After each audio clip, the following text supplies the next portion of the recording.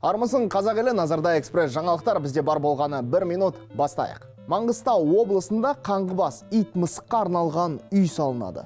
2 наурыздан бастап Қазақстанда жануарларға жауапкершілікпен қарауға қатысты заң күшіне енді. Содан бері аймақта ит мысықтардың көзін жою тоқтаған. Олардың саны да күрт өсіп кетті, дейді Бердібек Мархабаев, облыстық ветеринария басқармасының басшысы.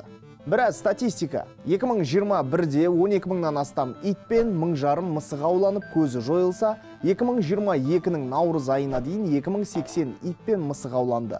Бұл тек Маңғыстау облысында. Енді оларды аулаған соң жеке панажайға апарады. Бір аулада барлығын бірге ұстаймыз деген жоқ. Әр жануар жеке торда, жеке күтушілері болады. Бұл талап. Тірідей ұстау оңай жұмыс емес, арнайы құрал жабдық пен көлік керек, мамандар да қажет. Панажайға жерді, қаржыны жергілікті әкімдік бөледі. Барлығы жер